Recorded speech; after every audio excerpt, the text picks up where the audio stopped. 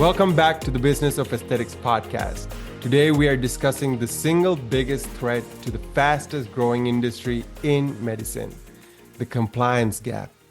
I'm your host, Don Adeesha, and it's great to have you here. The stats are undeniable. The med spa industry is exploding, growing by over 1 billion annually with a projected count of nearly 12,000 facilities by the end of this year. We are witnessing a level of hypergrowth that most sectors never experienced, but there is one problem. The rules can't keep up. We are operating in a landscape where regulations are confusing, constantly changing, and vary wildly from state to state. This has created a dangerous disconnect where the fastest growing operators are often the most vulnerable to compliance failures. To help us navigate this, we are joined by Paulina Riedler. Paulina is the CEO and co-founder of Spakinect, a company that serves as the compliance backbone for over 4,000 medical spas across the nation. She has seen firsthand how the smartest operators build bulletproof systems to scale safely, while others risk everything by treating compliance as an afterthought. Today, we are discussing why scaling without infrastructure is a liability, how the good faith exam bottleneck kills revenue, and how to protect your business assets in an era of increased scrutiny. This episode is brought to you by Echo Marketing, the digital growth partner behind this podcast and a trusted source for aesthetic practices looking to dominate their local markets. Now, Paulina, welcome to the Business of Aesthetics podcast. Thank you, Don. Thanks for having me. I'm happy to talk compliance. Wonderful. Then let's get right into the conversation. So, the industry is witnessing hypergrowth that outpaces regulation, creating a perfect storm for vulnerability. For the operators scaling fast in 2026, where is the single most dangerous disconnect between their growth speed and the actual enforcement of state laws? So, the biggest disconnect right now is you just said it very well. The industry is outgrowing itself. We are outpacing the growth and the infrastructure that exists currently for our industry. Where this disconnect is when people come in who have business backgrounds. Let's talk about, private equity backed companies, not all of them, but a lot of companies who come in and they're used to scaling businesses in other sectors. Maybe it's technology, maybe it's retail, maybe it's even direct to consumer, but coming into a a medical facility, medical industry is completely different. So what I see as a disconnect is when people come in and they're scaling like they're a large retail business, but they're forgetting that they're actually bound by the regulations of traditional medicine. And they pretend that those two worlds don't collide.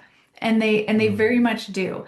And so that's what Spakinect is here to do, is to try to help people sort of navigate that. And that's become one of my passions, is also to help people navigate that, because I'm a nurse and I, care deeply about my license, my patients. I worked very hard to get to where I am. And so we want to make sure that as providers, people understand how to protect their license, how to protect their patients, and make sure that we're not growing at a pace that's going to be unsafe. Right. Paulina, you mentioned the disconnect between speed and safety. Can you share a specific anonymized example of a horror story where a rapidly scaling brand ignored this disconnect and hit a regulatory wall? Yeah, I think, there's several stories I could think of. Maybe one that would sort of resonate with listeners. And it has to do with the good faith exams, just because I hear about this and I work in this facet. So I have a lot of stories around, people who are doing or not doing good faith exams. But one company who had scaled multi-state, we have multiple locations, in order to cut costs, decided to start to cut back on the number of good faith exams that they were doing. So what they did was they said, well, if a patient has had a good faith exam, within the last 2 years, that's fine and good. We don't have to redo it every single year. Now that's sort of the best practice, the accepted standard of care. And so in order to save on their bottom line, they started to decrease the amount of the frequency in which patients were getting good faith exams. Unfortunately, what happened is it took one patient who had a poor outcome, and she ended up reporting this to the medical board. And once the medical board started to investigate, what a lot of people don't know is that when a medical board investigator is sent to investigate your practice, they actually have the authority to look at everything in your practice, not just the complaint that was filed. So even though this patient said I had some bruising after a procedure, they complained, the investigator comes in and now they have the ability to look at what are your SOPs, what are all the contracts you have, what are your, do you have delegation protocols?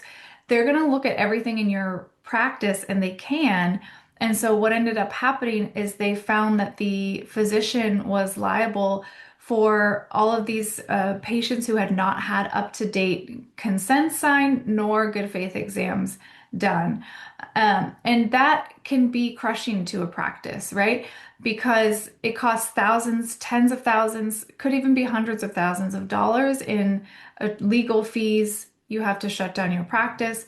Not to mention, it's not a good look if you have a medical board investigator come in and you have patients in your practice, and then you're having to shut down and send those patients away. So it's never a great thing for your reputation when that happens. But I also like to tell people that as you grow, you're bound to have an investigation or two. It's a matter of Mm. exposure, right? So this particular practice was bound to have some kind of investigation at some point. And they could have protected themselves better had they just adhered to the standard of care, spent the extra couple of dollars to make sure that these patients were getting exams every 12 months or more. But they instead, I would argue that whatever they saved in extending those good faith exams to 2 years, they ended up having to spend double or triple that in, recouping costs from legal fees and everything. So it usually is not cheaper to Yeah. go ahead and cut costs on the front end. You usually end up paying a lot more on the back end. Absolutely. And it's just not only monetary fees that you're going to pay up. Your reputation's gone down the drain along Yeah, with it as well. yeah, Yeah. exactly. So it's a quick and easy way to crash fast if you Right. ignore this disconnect. So Hmm. the good faith exam requirement is often a bottleneck that kills sales when a physician isn't physically on site. From an operational efficiency standpoint, how does a virtual compliance model unlock the specific revenue per hour that is currently being lost to staffing logistics? Well, that's a great question. So the way that we always talk about this is that your treatment rooms are your money makers. However many treatment rooms you have in your practice, you want to fill those rooms as much as possible in the hours that you're open. Obviously, the more patients you have and the more booked appointment slots you have, the more revenue you're generating for the practice. What a lot of people mistakenly think is that, hey, I can have my nurse practitioner or my MD who's on site to do those good faith exams, and it's cheaper than outsourcing those. And what they're not thinking about is that actually, if that MD or that nurse practitioner or PA, if they're actually in that treatment room and doing billable treatments for a patient, you're going to generate a lot more revenue for the practice that way than having that person do the good faith exam, because the good faith exam doesn't generate revenue for the practice. You could say it helps to, bring its compliance and it helps to, get the patient into your practice, but it's not going to be a revenue generator like your treatments, your billable treatments are. So we always say that Mm. every hour that treatment room sits idle, that's money that you're leaving on the table. So why not use your providers, your very skilled providers, to be doing treatments on patients instead of doing those good faith exams. Right. Is it possible for you to give us a breakdown on the math exactly? Yeah.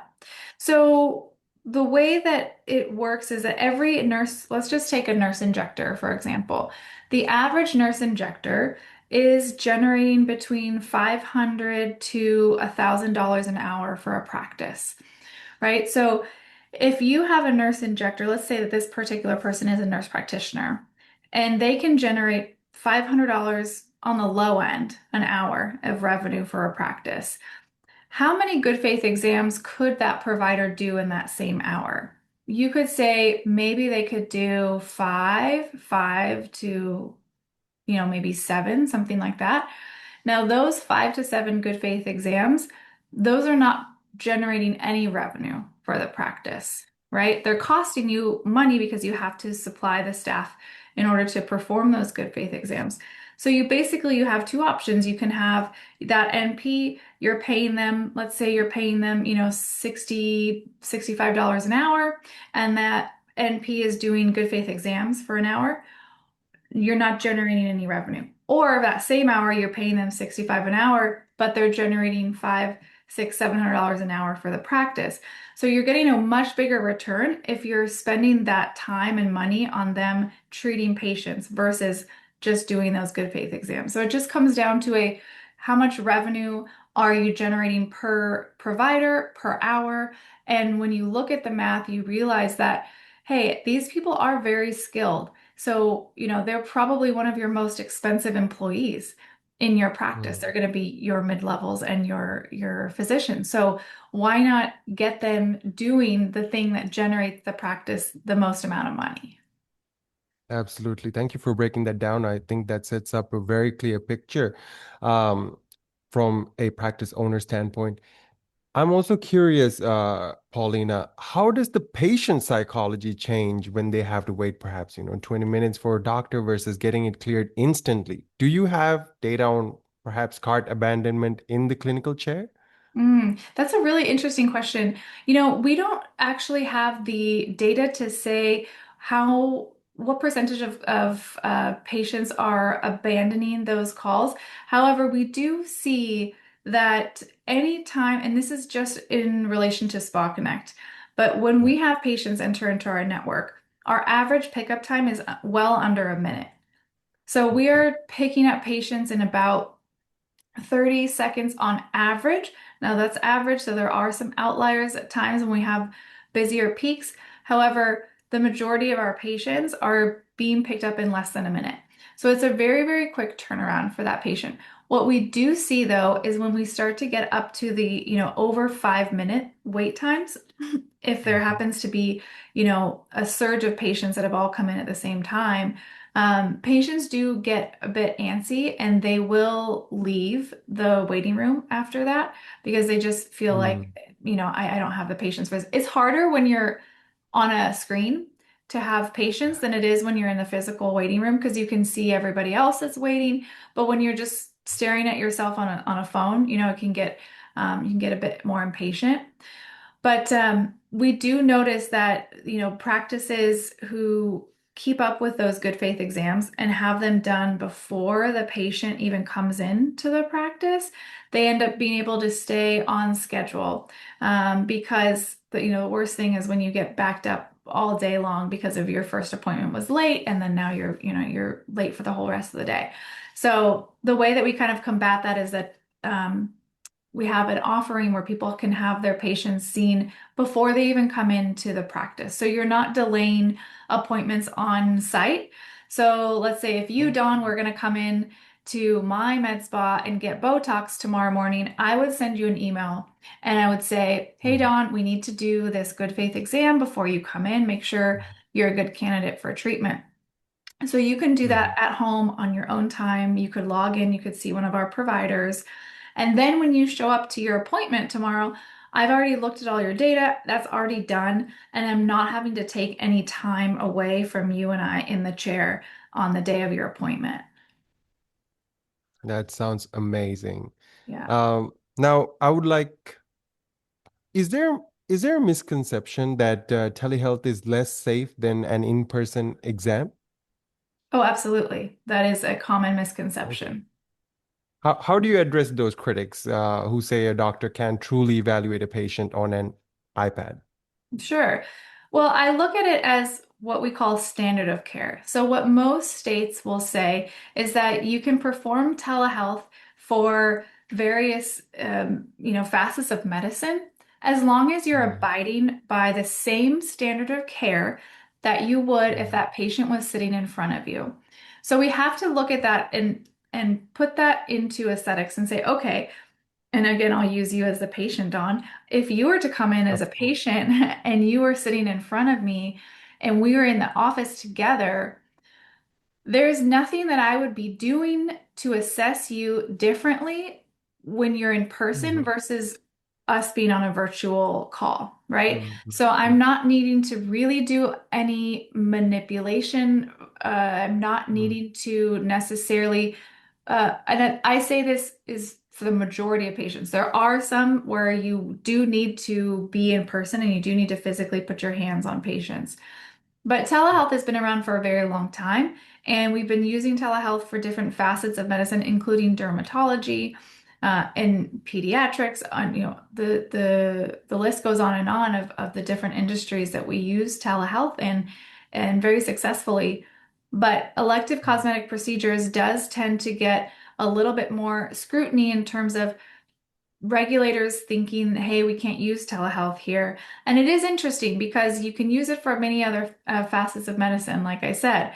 And when you really start to question why that is the case, why people are thinking in this way, that's the first thing I bring up is what would I be doing differently if Don was in my practice sitting in front of me versus whether he's on the iPad and I'm seeing him virtually. There isn't Mhm. really anything different that I would be doing. So again, it just comes Mhm. down to explaining your case and your point of view and from a medical standpoint, it's being able to explain why you feel that you're giving the same quality of care, whether you're virtual, whether you're in person. And for the most part, we are able to give that same quality and that same standard of care in a virtual setting. Fantastic. Thank you for clearing that up, Paulina. Mhm. Now, private equity firms view compliance risk as a primary deal killer during due diligence. If an owner plans to exit in the next 3 years, what is the specific red flag in their chart audits or medical director structure that will instantly devalue their EBITDA multiple? Mm. Well, this compliance, compliance, compliance. I mean, I can't say that enough when it comes to private equity. They love compliance. Private equity wants to know that if they are pulling out their checkbooks and they are writing you a check for millions of dollars, that that money is a safe investment. Now, med spas, elective cosmetics has been a very safe investment over the last 10 years. The industry has become much more consolidated and we've had so much interest from private equity. However, the one way to really scare private equity away is to have a gap in compliance. They do not like gaps in compliance because that means that there is some instability there and the money that they're investing in you and in your practice is potentially at risk.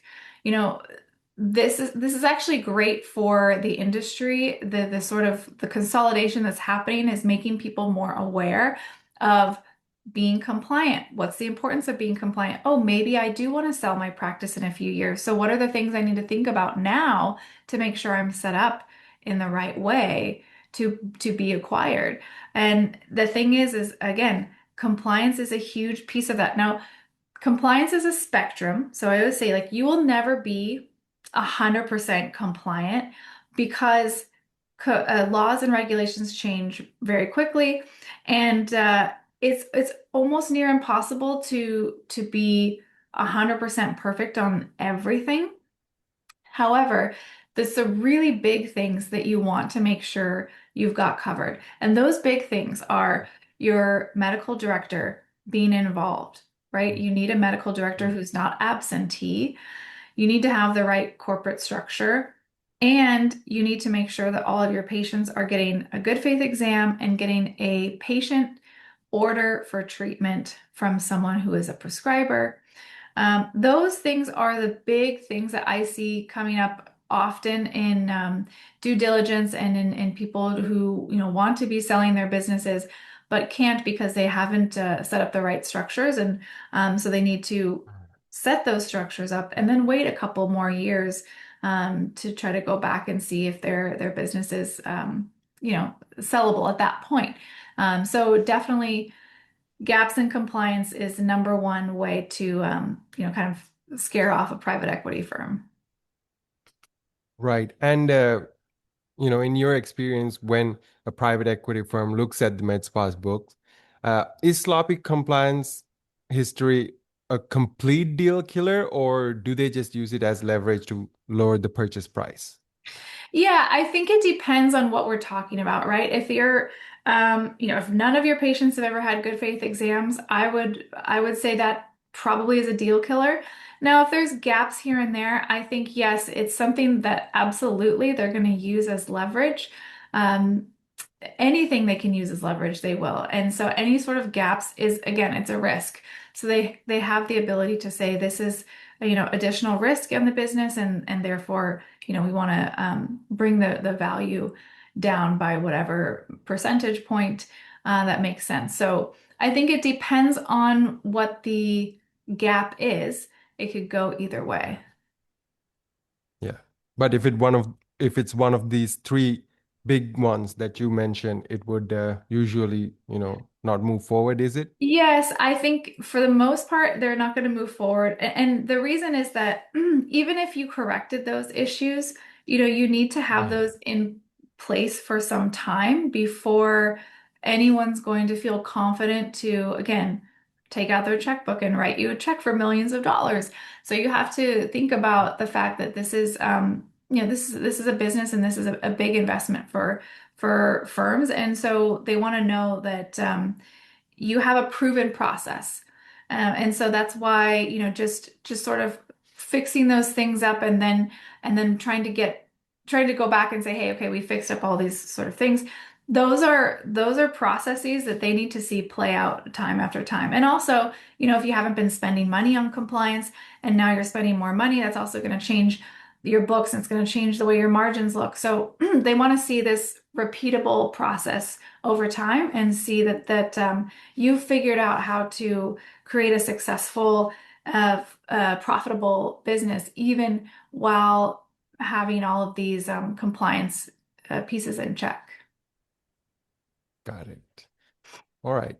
So before we continue, a quick message from our sponsor, Equa Marketing. Equa Marketing are offering our listeners a complimentary 60-minute digital strategy session.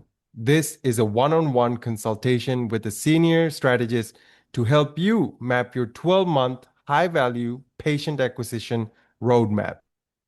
Personal diagnosis of your online presence and patient funnel, uncover untapped growth levers across SEO, social, and walk away with a clear, actionable plan tailored just for your practice.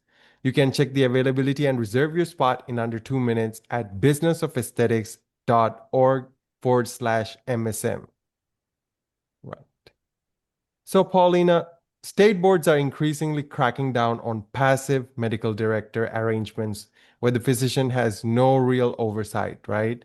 So, what is the sustainable model for medical supervision that satisfies corporate practice of medicine laws without requiring the doctor to be present 24/7? Mhm. This is where standard operating procedures come into play. It's also where delegation agreements are really important. So, anytime a physician is the medical director or has a medical spa, they need to have staff, obviously, that are there that can carry out procedures for them because they can't be there all of the time. And as you want to grow your practice as well, you need to be able to hire people underneath you.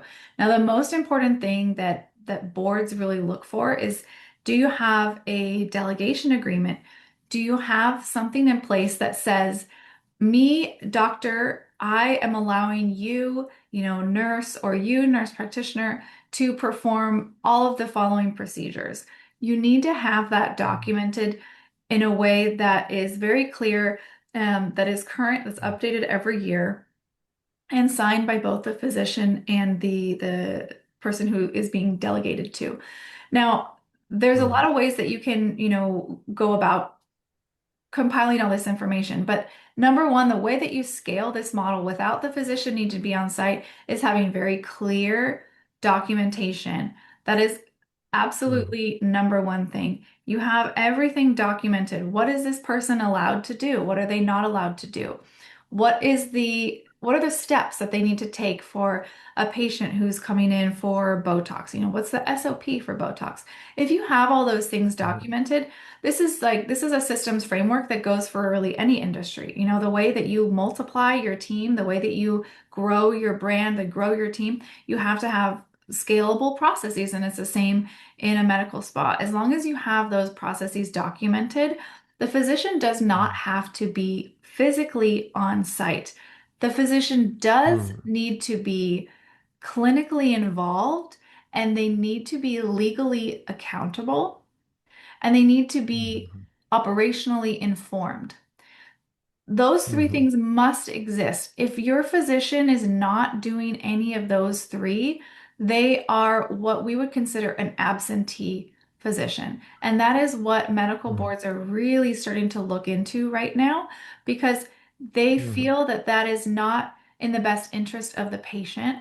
And we Yeah. care deeply about patient safety, which is why Spakinect exists, right? And so we are constantly telling people, hey, make sure your medical director is doing all of these three things. They need to be clinically involved, they need to be legally Mhm. accountable, and they need to be operationally informed. They need to know what's happening in your Mhm. business. They need to be signing all of the protocols and all of the SOPs and the delegation agreements. They cannot just be showing up, once a month or even less, and signing a couple of charts and then taking off. They need to be involved in that practice. Many states are Mhm. now, mandating that the physician's name is on the wall, is in your marketing, and that's transparency, which we believe fully in. Every patient who's coming into a practice should know who are the people that are going to be touching me, who are the people who are responsible for my medical treatment. That's good. That is good for patients to have that transparency. So I'm very glad that the industry is starting to come around and putting some guardrails there. But I do not believe that the physician being physically on site necessarily makes that practice any safer. There's very, very safe Mhm. and qualified providers who can carry out their work without the physician being on site, so long as you have those things documented on site. Okay. And what should a realistic budget be for proper supervision today if you want to be safe? I mean, that's a loaded question. It depends on the state. It depends on the physician. I would say this though. Um, any anyone who's charging you less than $1,000 a month is likely not going to be involved at the level that you need them to be. Absolutely. Yeah. Absolutely. So, unlike federal laws, aesthetic regulations vary wildly from state to state, as you mentioned. So, making multi-state expansion risky. For the ambitious owner, how do you build a standardized compliance infrastructure that is robust enough to handle these variances without becoming a bottleneck to growth? Mm. This is also a tricky question because as you scale to multiple states, you have to relearn all of the different regulations because every single state is so different. So the best way to do this is to standardize the process. So you can't standardize the law, you cannot standardize the regulations yet. Spakinect is working on this, but until that exists, you standardize the process.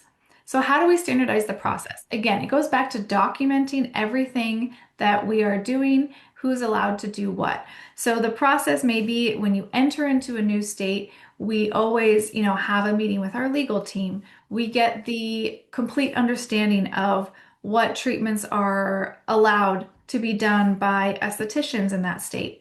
What can nurses do in that state? We want a full breakdown of who's allowed to do what in every single state.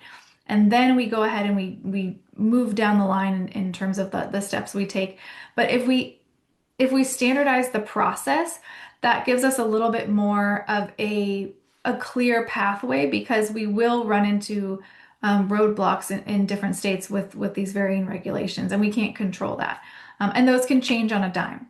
So the best way is to not necessarily build your process off of the regulations.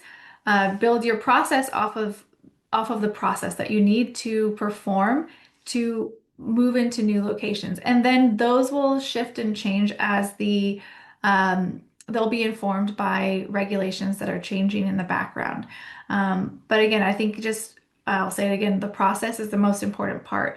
Having a very strong legal team in your back pocket, somebody who understands the different state regulations.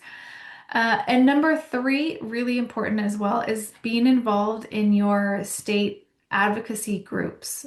So more Mhm. states now are coming out with or more groups in different states are coming out with advocacy groups. So joining a local group, whether that's a group for nurse practitioners in aesthetics or physicians in aesthetics, it's a really great way to stay on top of what's happening in your state. That is a real full-time job. And so if you want to scale to multiple states, you really need somebody who's going to be looking at what's happening, not just what's happened in the past, but looking forward, right? At what are people talking about? What are maybe some of the, investigations that are happening in my state right now that aren't necessarily public knowledge yet, but I can kind of find out from some peers. So staying really close to your peers in the industry is going to be super crucial as you scale because those sort of the little nuances are going to become even more important to understand state by state. So definitely, I encourage people to get involved with their local advocacy groups. Okay. So, before we wrap up, I would like to ask you this, Paulina. What's one question that you wished I asked you during our conversation here? That's a great question.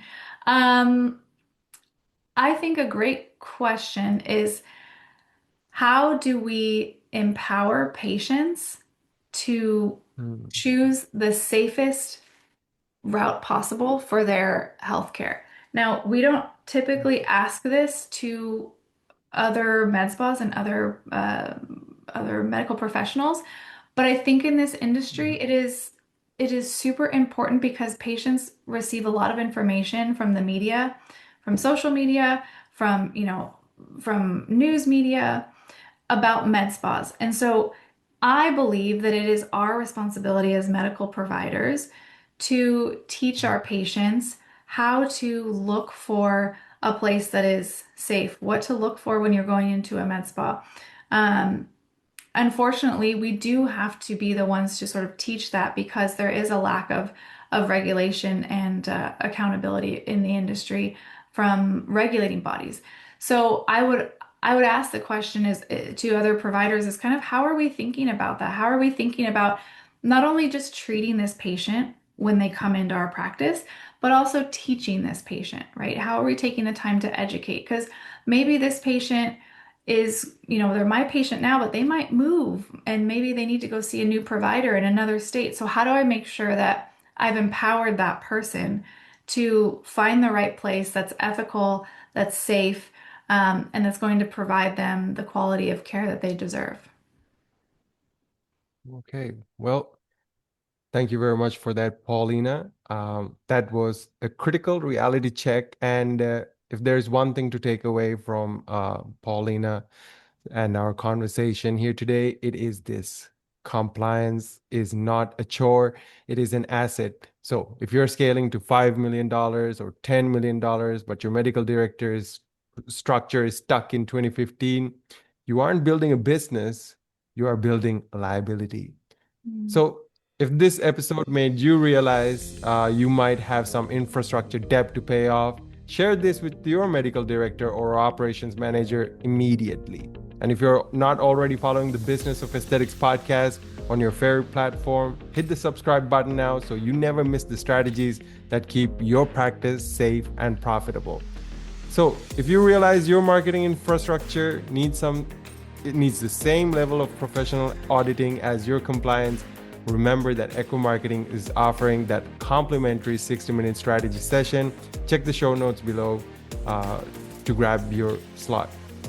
With that being said, I'm Don Adeesha, and this has been the Business of Aesthetics podcast. Thanks for listening in, and here's to scaling fast, but also scaling safe.